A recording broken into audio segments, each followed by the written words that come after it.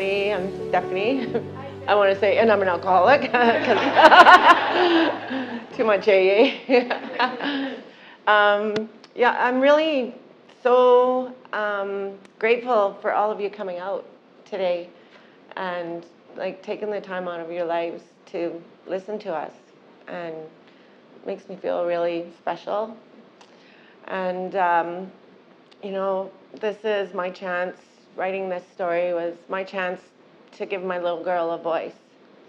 As a little girl, I remember feeling angry, sad, and just they were all like pretty negative, like frustrated, angry, sad, frustrated. My dad was I would say a dry drunk because he quit drinking, but I don't think he wanted to quit drinking, and he was a very angry person. He would basically tell me how to feel, how to look, how to speak, and I grew up just feeling powerless and not feeling like I had my own voice or like my own personality. Like I just felt like a robot. And I remember when I was little, I was really tough. My mom would send me to the school bus with a lunch kit, and it would come home with all the corners broken off because I would hit the kids in the lineup who tried to butt in front of me. And, you know, as I got older, I got more and more submissive. Like only so many times can you be told that you're a piece of shit until you actually believe it. In grade 3, I had a teacher who got me into singing, and that was one of my saving graces in life, to be able just to go sing my heart out. It really helped me to release a lot of my emotions. And but meanwhile, back home, it was, well, we lived on a farm, and there was a lot of work to be done all the time. And I had animals. I had my cat and my horse, they were my two best friends. My cat for in the house, my horse for out. And I would jump on my horse blaze and just ride up in the mountains. And I remember wishing that, you know, a tribe of Indians would find me up there and just take me, and I'd just be there. I'd be able to live there in the teepees, like when you're a kid, you know.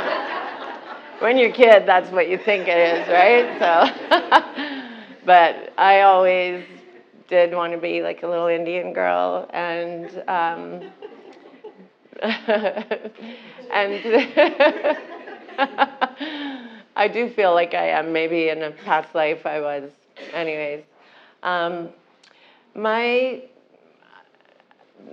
first time drinking, I was about 7 years old, and all my aunts and uncles would come from Calgary, and we would have like a jamboree. They would play guitar and sing all these country songs, and I would go sit on all my uncles' laps and take sips of their beer. And when I was 7, I just grabbed one of my uncle's beer and I just chugged it. And I remember how good that tasted. I just was like a bottle baby. I just loved it. And I ended up going to the laundry room and passing out. My mom comes home from shopping, and I wake up, oh, she didn't even know. But I just remember that feeling. And I didn't drink like for quite a few years after that. But when I did drink again, that memory of, oh yeah, that's what it feels like to not give a shit anymore. And like for some reason, like I was saying before, I always had this very powerless feeling inside, and I just succumbed to it. And even as a little kid, I remember my mom telling me I threw myself down these cement stairs, like so super sensitive. And like later on in my drinking, I would jump off a balcony. I threw myself off a cliff. For some reason, I would just throw my hands up in the air and like, I can't do this anymore. And I always felt like this victim, and it's only been like in recovery over the last couple years that I actually don't feel that victim anymore. And I don't know where or why that's happened. I think because the women in Caris who have, loved me back to life, and like a lot of my prayers coming true. Like the hell that drinking has put me through, like I just hate. I hate being an addict and an alcoholic. I hate that feeling of powerlessness. And I know that all it's going to take, if I ever want that powerlessness back again, I just got to take one sip.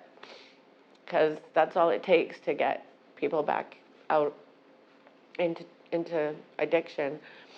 And I just feel so loved. I feel lovable.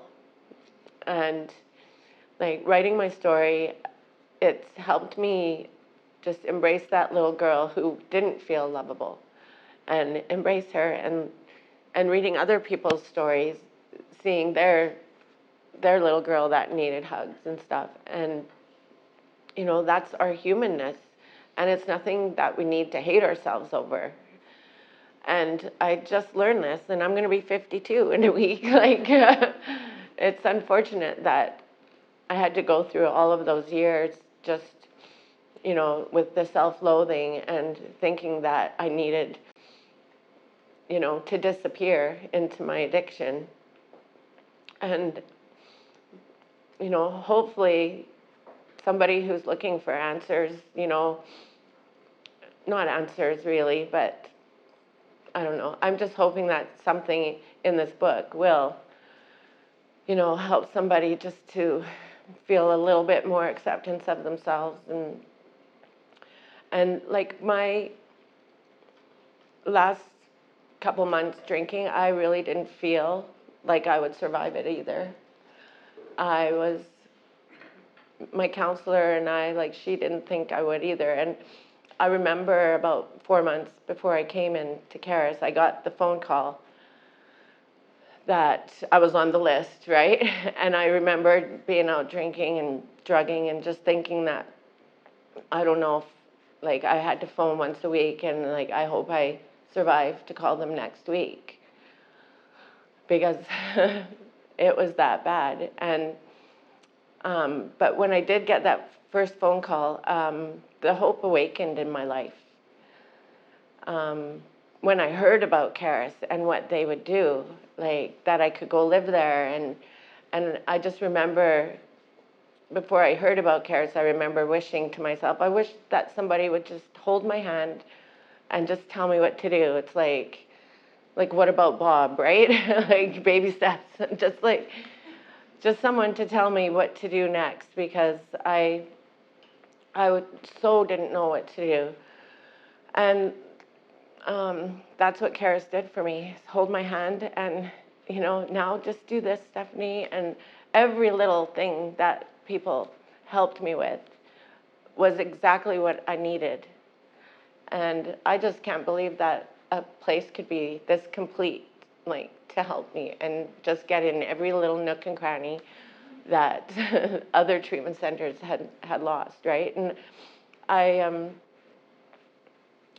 yes, I'm really, really thankful and grateful for Caris. And when I say Caris, it doesn't seem complete for Anita.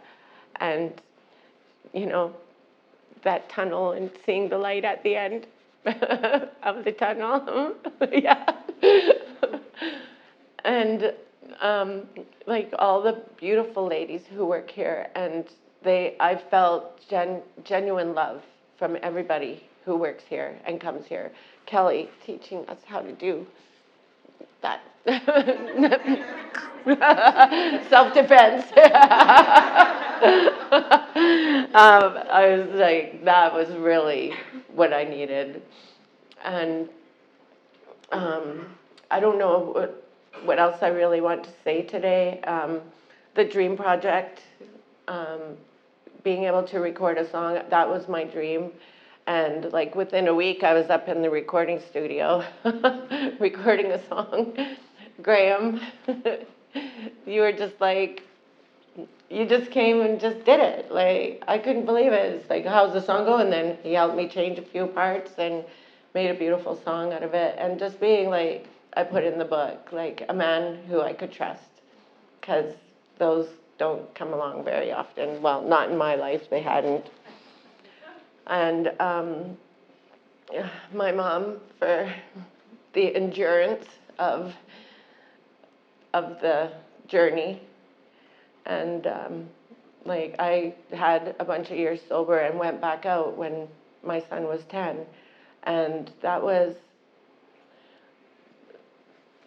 the worst day of my life. And I never thought that I would quit again after that. And I did. And my word hope that I put was from this tarot card I was reading once. And it said in there that when Pandora's box was opened, that all these horrible fates came out, but there was the star of hope. And so through all this shit, there was the star of hope that, you know, I would lose it at times, but my son, for me, was my star of hope that wouldn't allow me in those darkest moments when I wanted to just give up. I knew I couldn't. And I knew that he needed me. And that's a huge reason they say to quit drinking for yourself, but I did it for him. Anyways, thank you, everybody.